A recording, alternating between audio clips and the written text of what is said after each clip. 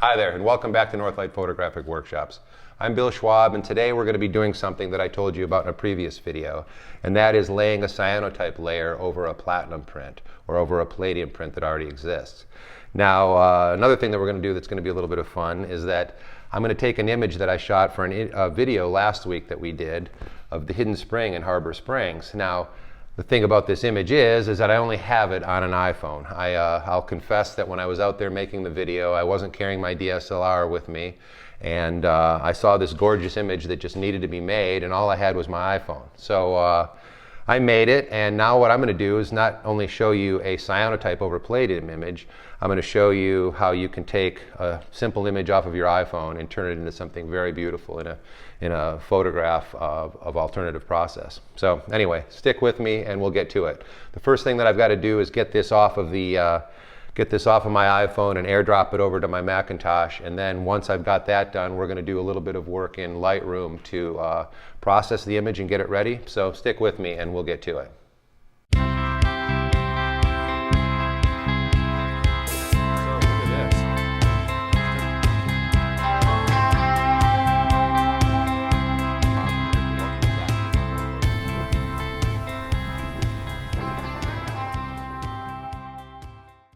Okay, so now that I've got the image imported here into Lightroom and onto my computer, there's going to be some adjustments that are going to need to be made before I create the digital negative, and I'm going to take you through all those steps. Now, that means that I'm going to have to change the image size. Very often when you open up an image that comes off of your iPhone after you've imported it into Photoshop and you go to size it, you'll see that it's set up as a size of 72 dpi by like 56 inches by something else. It's a pretty big file. It's a 12 megapixel file. There's a lot of information in there. But what you're going to have to do is resize that down at the end, and we're going to get to that. But what I've got here now, if you can see, I've got it opened up here into Lightroom. And of course, it's a color image, and although it doesn't look like much of a color image here because we've got a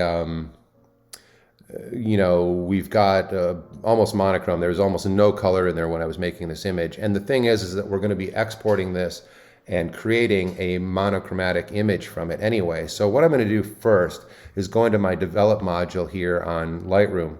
And then I'm going to go right up here to black and white right away, and I'm just going to change it into a black and white image. Now you saw when I did that, it changed very little. Now normally when I do some adjustments, when I'm converting a color image into black and white, I'll do some other adjustments to kind of make up for some of the shortfalls in what happens when you're shifting from black and white, from color into black and white. But this image, I'm really not going to worry about that right now because I'm going to be able to correct a lot of that just in some of the adjustments that I'm going to make here with you. Now, as I said, I've got it into the develop mode here. And as you can see, the image is kind of bright. Now, I don't want it to be that bright. I want to darken the image down a little bit. And so what I'm going to do is I'm going to cut out a little bit of the exposure here. As you can see, I'm going to drop the exposure down quite a bit, actually. Now you can see how I've done that quite a bit now, but that's kept a lot of the highlight areas in here in the snow, and I want to keep those. I definitely want to keep the highlights in there, but I'm going to have to make some adjustments in other parts of the image. So what I'm going to show you is how I do that. Now, very often what I do now, and I've explained this in other videos, is that I tend to work on a lot of my images to begin with in Lightroom now, because Lightroom for me ends up becoming an organizational tool. It ends up becoming my light table. It ends up becoming my basic adjustments kind of tool. And then what I do is I will export it over to Photoshop for my final adjustments. So we'll be going through all of that here, and I'll show you how I do that. So now that I've got it created, I've got it turned into a black and white image or converted to a black and white image, there's some other adjustments that I want to make here. Now you can see up in here, I've lost a little bit of my detail, and now I want to keep some detail up in these areas because it's very important that these branches that are overhanging the spring here have some detail in them. I just don't want them to go off into a muddiness at all. So what I'm going to do is I'm going to use my gradient fill tool here. And I'm going to go down here, and I'm up in this corner, and I'm going to drag that across. Now I've got it set so I'm not changing the exposure when initially is put down, and that's so that I can go in afterward and change some things.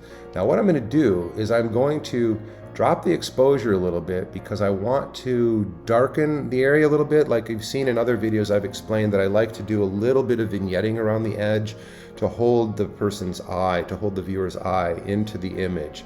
And so I'm just going to drop that down a little bit. But while I'm doing that, I'm going to go over here to the highlights and I'm going to lift those highlights up a bit. Now, you can see very, very delicately it's lifting highlights up in this area. Now, I'm also going to pump up the whites. Now, what's happening, you can see if I go all the way, it goes quite bright. I don't want to go all the way. But what's happening is now that I've added that gradient fill to that area, I'm making adjustments only to where that gradient fill is overlaid. So I'm not making these adjustments to the overall image. I'm only making them to that area. So what I'm working on right now, basically, excuse me, is to bring out a little bit more detail in those shadow areas, but also to kind of darken them down a little bit so that the eye of the viewer keeps kind of in the center of the image, which is the most important on this, obviously. So now I've done that. Now what I'm also going to do is I'm going to pump up the clarity a little bit, which will also help with that. Now you can see that it does very minor adjustments, and that's really what I want right now. I don't want to make big steps. Baby steps are the best things to make. Now what's going to happen is I'm going to go through here and I'm going to make the adjustments. I'm going to export this to Photoshop, and from Photoshop I'm going to save it as a negative, and then that negative is going to be printed out, and I'm going to be able to tell a lot from that negative that's printed out. And from that printed out negative, which becomes kind of my beginning proof, or my soft proof if you will, I'll be able to go back and make adjustments here again in Lightroom, and then create another negative, and you'll see the difference in that. Now, basically, we may only go through a couple of those iterations, and maybe only one, because I kind of know what I'm doing here, but I'd like to just let it be known that the first time I pull something out of Lightroom and I make a digital negative of it and make a print isn't necessarily the be-all and end-all, or isn't my final print. There's a lot of steps that you have to go through if you're going to make a really fine print that is kind of true to what your mind's eye sees. So anyway, that's what I'm doing right now, and we'll see whether I get it first crack or not. But anyway, so now what I'm doing here is I'm also going to take out a little bit of the dehazing, and that will also darken some of the darker areas. But basically what I'm trying to do is darken the darker areas a little bit and pump up the highlights just a little bit to give it a little bit of texture in there. So I can also do that with contrast. Now what I advise you to do is take each one of these slider tools and play with it and see what happens. So I bring up my whites. I've kind of done a nice job right now. So what I can do is I hit enter, and I hit enter again, and that kind of clears that my working on that gradient fill. Now what I'm going to do is go up here and I'm going to add another gradient fill to the other corner up here. I'm going to drag that across. And in there, once again, I'm going to drop the exposure a little bit, but I'm going to kick up the highlights. And I'm going to kick up the contrast a bit in there. And I am going to work with the clarity. You can see what that does is it adds a little bit of texture to it and adds a little bit of edge to it. And now I might bring the exposure back up just a tad. There we go. So there, we've got some really nice detail in there, and I'm going to leave it at that. So I hit enter twice, and that clears me of working on that area of the photograph. Now, if you can see up in here, this area is quite nice. I really kind of want it to stay around there, but this area here, where I'm running the tool around here right now, the cursor, you can see that it's a little bit bright and a little bit blown out. But I don't want to use the gradient tool to fill in that whole area, because that will move it, that'll do it across the photograph. I just want that one specific area. So what I'm going to do is I'm going to go over here and I'm going to choose my brush. And my brush I've got set up here so that I can just kind of drag it around in that area a little bit. And you can see how it lightened a little bit. That's because I had the exposure set, the basic exposure set a little higher on there, so I can see where I'm actually painting. That just helps me out a little bit. I can go back later on and I can drop that down. But I like to have that a little bit brighter when I'm laying my brush down so that I can see where I'm actually affecting the surface of my image. So anyway, what I can do now is I can go back over here and I can pull that, see how I'm going to pull that down a little bit too far. I can pull that down just a little bit, and I can play also with contrast in there. I want to flatten that contrast out a little bit. I'm going to go over here to my blacks and I'm going to drop the blacks down just a little bit. And there, now you can see that in that area of the photograph, I've left it with the highlights and with the brightness in there, but I've brought it down just a little bit so it doesn't flare and it doesn't draw the person's eye up to that part of the photograph. So I'm going to hit enter twice again, which clears that area of the tool. Now, what I'm also going to do, I tell you that I like to vignette a little bit. I like to bring the person's eye in. Now, in these lower areas where you can see I'm running the cursor right now, these lower corners, I'm going to bring that shadow detail down just a little bit, and I do that the same way. I do that with my gradient fill tool here. Now, I'm going to drag that across over in this area, and then I'm going to go to my exposure, and I'm going to drop my exposure just a tad, just a little bit. You can see that. Now I also want to keep a little bit of detail, a little bit of highlight detail in there, so I'm going to pump up the highlights just a little bit, and then I just kind of run a balance between them. I bring down the exposure a little bit more. And there we go. To me, that's perfect. So I'm leaving that. Now the other side of this image already has a little bit of vignetting in there naturally because of the way the snow was piled. So I'm going to leave that be the way it is. Now, another thing that I'm going to do is you can see along the rim here of the wall where the snow is piled on the edge there. When I brought down the overall exposure of this image, I also, whereas it kind of highlighted the highlights in this area, it brought that down a little bit too far for me, and I want to brighten those up just a little bit. And the way that I'm going to do that is the same way that I did up in this area. I'm going to go over here to my brush tool. I'm going to hit the brush tool, and now I'm going to bring that brush tool down along here, and I'm just going to paint it along very slowly, and you can see what's happening. It's lightening this area just a little bit in there. And then I'm going to do the same thing over here. Okay, now I can go back up to my slider tools now, and I can play with that, with the highlights and the shadows. So what I'm going to do is I'm going to kick the exposure up a little bit, and you can see how that does that. If I go really extreme, you can see what it does. I'm just going to bring that up just a little bit, And I'm going to play around with the clarity a little bit. And now, it might not perceive it on the monitor right now, but that does add a little bit more clarity into the image and a little bit more detail into those areas. Now, I'm also going to lighten the dehaze a little bit in there because it lightens it a little bit more. There, I like that a lot. So I'm going to leave that right there. Now, you can see though that I'm going to go back up here to my brush tool. And in this area, I still have a little bit of shadow in there that I want to pull that up just a little bit. And that actually did it right there. So I'm just going to hit enter twice on that. Now you can see that I've got that worked out quite nicely. Now, I do believe that this image is kind of where I want to print it right now. And so what I'm going to do is I'm going to export this from Lightroom, and I'm going to export it over into Photoshop to do my final adjustments and my final sizing there. Now I think that I'm just going to, for the purposes of this video, I'm just going to make this about a 5:7 image that we're going to print on. And so I'll be resizing it to that over in Photoshop. So let's go over here. I right click on it. I say edit in Photoshop 2021. I say edit a copy with my Lightroom adjustments that I've already made, because that gives me my groundwork of the adjustments that I've made. I can fine tune them all over in Photoshop if I need to. So there I say edit. And now what I'm doing is I'm waiting for it to open up in Photoshop. There it is. Now what it's done is it's opened up in Photoshop with our adjustments. And I'm liking the way it looks. It looks quite nice. And what I'm going to do here now is I am going to perhaps play with the brightness a little bit more in here. And what I like to do, rather than just overall doing this to the image, I like to add an adjustment layer. Now if you go over here to your layers and you go down in, you're probably familiar with this, but if not, you go down here to create a new fill or adjustment layer. And I'm creating a new layer in levels.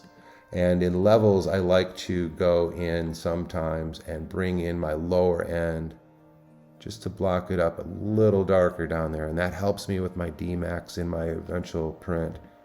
Now, in doing that, you're also cutting out a little bit of detail, but what I'm doing is I'm dropping out some detail in the real dark areas where it's not going to be that critical. So anyway, yeah, I've done that just a little bit. And now what I'm going to do is flatten that image. I go up here to Layer, Flatten Image.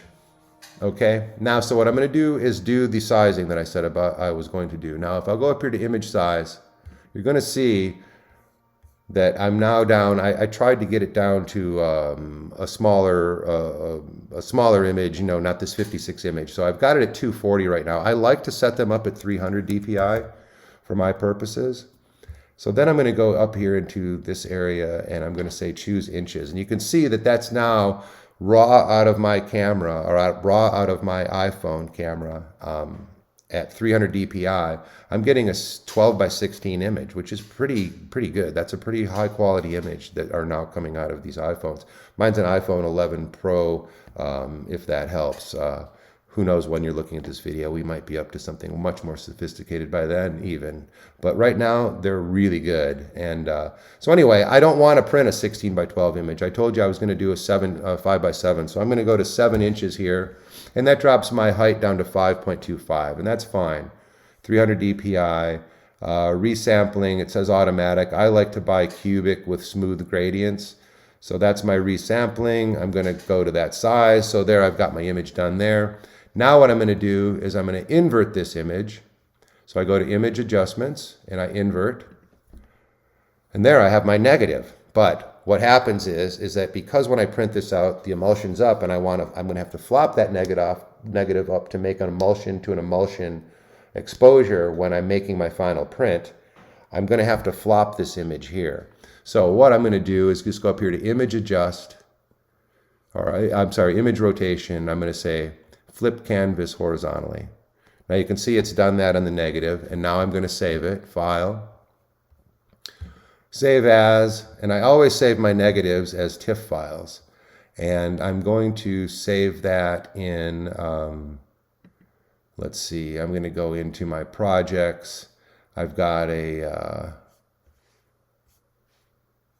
my print offers page. That's where I'm going to put it, just so I know where it is. I'm going to put hidden spring, not hidden sprint, hidden spring 2021, and rather than raw, I'm going to say negative, neg, TIFF. All right, so I'm saving that, and I'm going to save it with no compression, and there, I've got my TIFF file done. All right, now, what we're going to do is go over here now to Print Tool. Now, if you've seen in the other videos where I'm working on digital negatives, there'll be a link to that up here right now.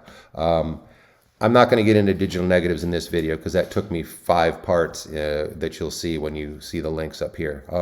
I'm hoping that you know how to make your own digital negatives, and if you don't, go through my series and you will know. But I'm just assuming that you know for now. And what I'm going to do is I'm opening up Print Tool. And Print Tool is a program that I use to print out my digital negatives, and I am going to be printing on, as you can see, a half sheet of substrate, a half sheet of OHP of film, and because my image will fit there, and I don't like to waste things. So anyway, and I'm going to add my image here. So I'm going to go to my projects here, and I'm going to go to my print offers, and I'm going down to find my negative here, which was the hidden spring negative TIFF, and then I've added it into my onto my print file here, Print Tool. So now what I'm going to do is I'm going to run this print. I'm going to have to put some film in the printer. I'm going to run this print, and then we're going to take it into the darkroom. So bear with me, all right? Okay, so now that we've got the negative printed out, it's time to take it in the darkroom, and we're going to mask this. Now, I like to have a clean edge when I'm printing, so I mask the edges with Ruby Lith. And if you need to know how I do that, you can look at a previous video that I've done, and I'll have the link for that up here right now. So anyway, let's get in the darkroom. We'll get this mask, and we're going to print a Palladium layer. Okay, so now we've gotten into the darkroom here, and I've gone ahead and I've masked my negative, and I've also masked my paper that I'm going to coat. Now I've gone ahead and I've masked a couple of sheets as well, because what I'm going to do is make 2 prints for us to work with right now, just so I don't have to go back through the process of recoding and things. So I'm going to make 2 of these, and the negative here, as I said, is masked and ready to go. So once I get this coated, I'm going to put it in the contact frame, we're going to put it in the print burner, and we're going to develop that part of it, and then we'll be able to get onto that cyanotype layer. But anyway, so if you need to see how I do mask these things and I mask my paper, you can see these links up here. I've got a whole series on platinum and palladium printing and how I mask the negative and how I mask the paper, that kind of thing. All right, so let's get on with it. Okay, well, we're going to be pulling the print out of the print frame here in a second. And this is of course, our palladium layer. So here we go. So you can see how I masked off my coating, and again you can see that in the previous video of how I do that. So let's go on over here, and I'm going to give you a slow motion reveal of this. I haven't done one of those in a while. This ought to be fun. It's time to do our reveal on. So let's see what this looks like in slow motion. Here we go. Woohoo! Yeah.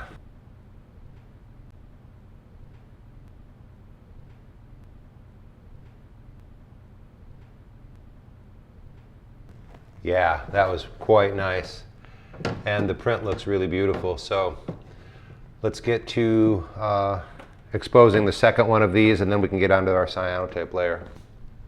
Okay, so now you can see that we've got a couple of prints done up over here on my shoulder here. They're drying out right now.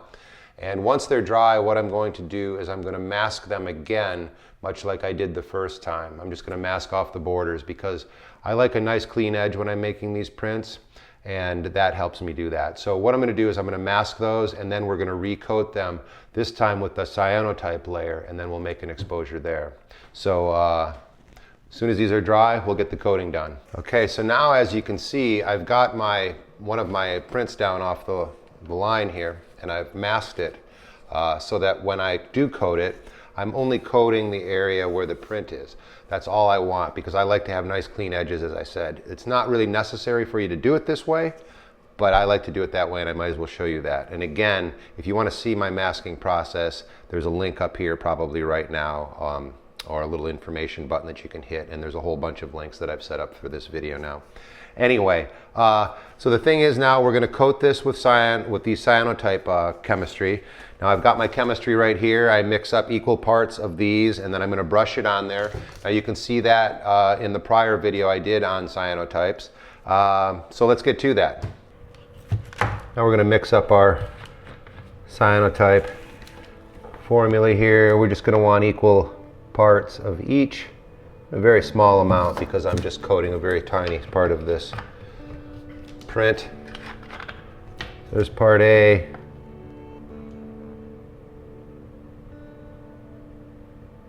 There's part B. And I'm going to mix it up, and now I'm going to take it and very carefully, just take a small amount, and I'm going to very carefully, with a dampened brush, I'm going to brush it into the surface of my print. Now, even though I've got it masked, I'm careful at the edges because I don't want to get too sloppy. And as you can see, the color is kind of coming out like a yellowish green, and that's the way it should look. There, I've got it brushed in pretty well. Now,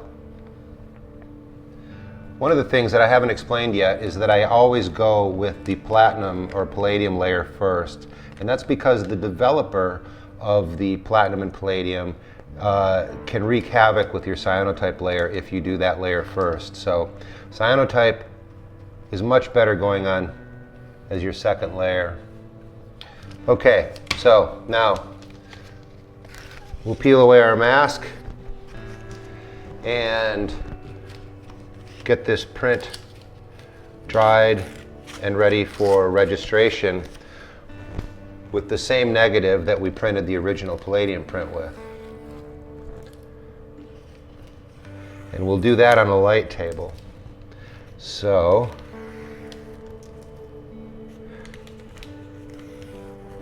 there, my mask is removed. Oops, the mask is removed. And as you can see, I've coated only the areas that we're going to be printing. So I'm going to let this dry now, and then we're going to take the original negative, which I have right here, and we're going to be laying that back over on top in registration with the original print. Okay, so now we've got the our coated print over here on the light table, and I've got my original negative, and it's time to register them back together again.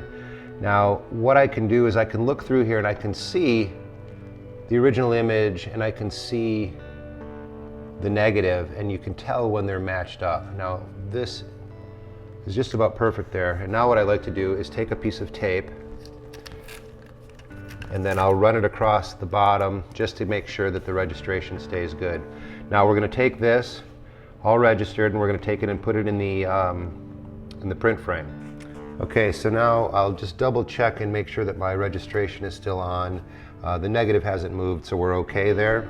So now we have to get it into our print frame, and we're going to make our exposure. Now, from experience, I know that my cyanotype exposures are between 45 minutes and an hour, and that will help get some of the color into the highlights of the image, and I'll see how that works. I may have to go less, but we'll start off with an hour. Okay, so now that we've got the exposure done, it's time to peel away the negative and see what we've got. Oh yeah, now you can see that cyanotype is a printing out process, so it kind of develops itself when it's going, but there's still some yellow in here of unexposed cyano, and it's also quite dense right now. So when we put it into the developer, which is just plain water, room temperature water, you'll see that a lot of this will wash away, and hopefully we will get our correct exposure. Although my gut feeling is that it's a little overexposed right now, and that we're going to have to make one more shorter exposure. But let's go see what happens.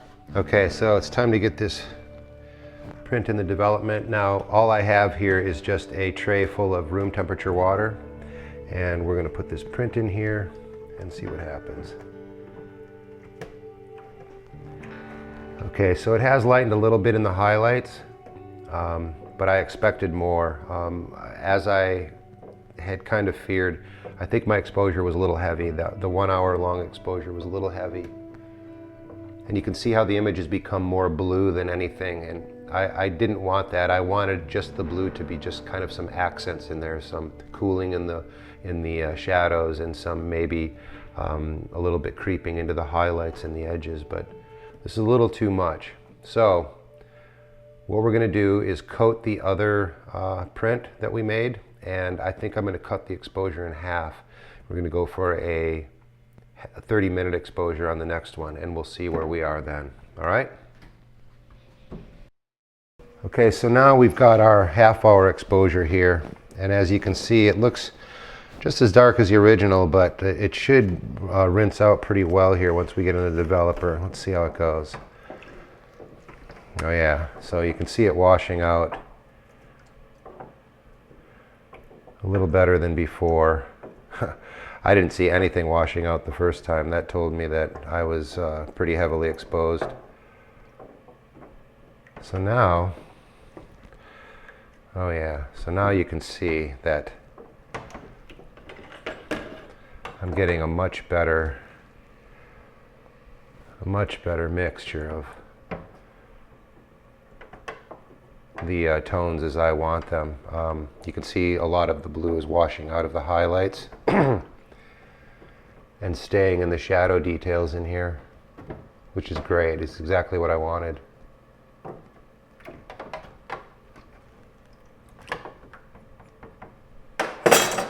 Dump some of this water and add some more. Oh yeah, this is much better. Okay, so a half hour it is. I could maybe even go a little bit less, but I'm thinking that once everything dries and rinses here a little bit longer, that this will be pretty good. Very nice. Okay, so I'm gonna get this rinsed and washed and dried, and then we'll go back out in the other room and close this out. It's good. So there you go. We've made some really nice prints today, and to think that it all came off of an iPhone, you know, it's kind of crazy these days because you can make some really beautiful imagery. And you know, I don't like to be one of those people that begrudges people the way that they capture their images. I mean, really, the final print is what is the important thing to me. But it really is amazing that we're all pretty much carrying around this camera in our pocket all times that could make some really beautiful work if we just push ourselves to it. So anyway, as you can see, we were able to hit it. I didn't have to make another negative. I kind of knew where I was going with this, and I was able to hit it on the first time with the first negative. However, we did have to do a couple of prints because, you know, in the first one, as you can see, the cyanotype layer got away from me and it got a little bit heavy blue, and I didn't want that. You know, really when I'm doing this overlay of a different color or of a different process to a Palladium image, I'm doing it so that I can have some accenting in there and make it kind of unique. And that's not really what I was looking for. Now this, our second print, when we cut back the cyanotype layer, we cut back the exposure a little bit so that it didn't overpower the image. It turned out just beautiful, and I love this. I don't know if you can see it in here, but you can see where the very subtle blue goes into the shadow details, and it cools the shadow details down, while at the same time it leaves the nice warmth of the Palladium shining through in the highlights and in the midtones. And I just love that two-tone, split tone kind of a feel to a print. So I don't know. In any event, what I'm going to do, so that you can see this for yourself if you're interested, is I'm going to make an offer of this print that you can see in a link down below. And I'll be making a few of these to be offered through my normal mailing list. But also, if you happen to be one of my Patreon members, which is a great thing if you would become a member there, if you're a member of a certain level there, you get a discount code for these kind of things, and you know, you'll get a substantial discount code from this if you are a Patreon member. So check that out as well. But anyway, the link is below for this. If you enjoyed this, and hopefully you did, and I hope it will help you with your own process, please give me a thumbs up. And if you haven't subscribed to this channel already, I'd really appreciate it if you would. And if you have already done that, maybe you could tell a friend, because the more the merrier. And also, if you haven't hit the bell when you subscribe, hit that little bell, because that gives you notification when I put up new videos. And now I'm trying to do at least one a week. This week was a great week. I was able to get 3 off, and it was kind of the blue themed week, right? You know, we started it off with a cyanotype tutorial, which you can see the link to up here. And then we went up to the Mackinac Straits of Mackinac, and we explored and searched for the blue ice of Mackinac, and had a good time with that as well. And you can see that link up here as well. So anyway, I've been having a really great time with this. I hope you have too. Till next time, be well. Take care. Bye-bye.